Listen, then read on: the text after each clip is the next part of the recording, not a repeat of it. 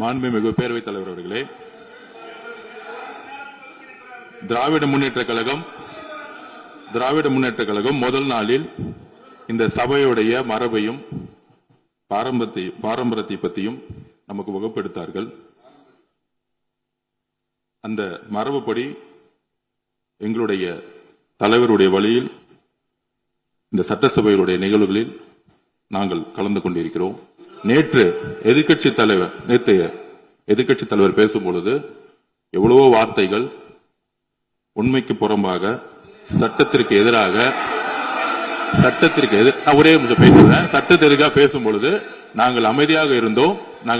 ஒரு 2-3 முறை தான் அவரு பேசும்போது மினிஸ்டர்கள் நின்னாங்க. ஆனா இன்னைக்கு மாண்புமிகு முதலமைச்சருடைய முதல் உரை, கடந்த 4 நாட்களாக திராவிட முன்னேற்ற கழகம் முதலமைச்சர் ஏன் பேசலன்னு சொல்லிட்டே இருந்தாங்க. இன்னைக்கு பேச ஆரம்பிச்ச உடனே அவர் சொன்ன வார்த்தை பார்ட்டி ஃபண்ட் சொன்னார். எந்த பார்ட்டின்னு சொல்ல. ஆனா அந்த வார்த்தைகள் சொல்லி முடிஞ்ச உடனே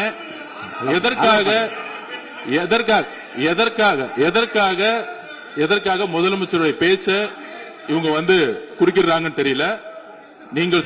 நீங்கள் சொன்னதுபடி முதலமைச்சர் பேச வேண்டும். பேசிய பின்பு கருத்துகளுக்கு பதிலளிக்க அவர்கள் பதிலளிக்கும், நாங்களும் பதிலளிக்க தயாராக இருக்கிறது பதிவு பண்றோம். மாண்புமிகு முதலமைச்சர் அவர்கள்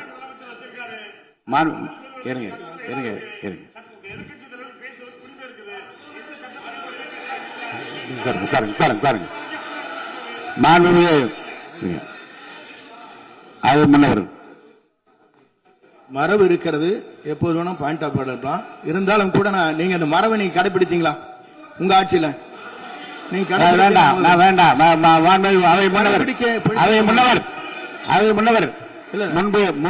முன்பு எப்படி நடந்தார் என்பதை பற்றியோ, முன்பு நடந்த நிகழ்வுகள் பற்றியோ நீங்கள் சொல்லி மீண்டும் இந்த அவையினுடைய மாண்பை குறைக்க வேண்டாம் என்று நான் கேட்டுக்கொள்வது வேண்டாம். இப்போது உள்ள பிரச்சனை, மாண்பு முதலமைச்சர் அவர்கள் தன்னுடைய பேச்சை உறுதி செய்து முடிக்க வேண்டும். அவர் முடித்த பிறகு எதிர்க்கட்சி தலைவருக்கு நான் நிச்சயமாக வாய்ப்பு தருவேன். அவர் கேள்வி கணைகளை தொடுக்கலாம், சந்தேகங்களை கேட்கலாம். விளக்கம் தருவதற்கு மாண்பு முதலமைச்சர் அவர்கள் தயாராக இருக்கின்றார்.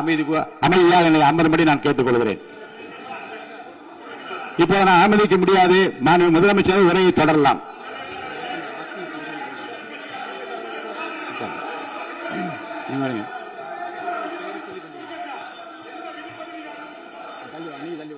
மாண்புமிகு உறுப்பினர் ஆஸ்தின் உங்க இடத்துல போய் உட்காருங்க. மாண்புமிகு உறுப்பினர் ஆஸ்தின், நீங்க ஒரு மூத்த உறுப்பினர், சபை விதிகளை நன்கு தெரிந்த ஒரு உறுப்பினர், நீங்க போய் இடத்துல உட்காருங்க. முதல்ல மாண்புமிகு முதலமைச்சர் அவர்கள் உரையை தொடரலாம். இப்போது எந்த விதமான பாயிண்ட் ஆஃப் ஆர்டர்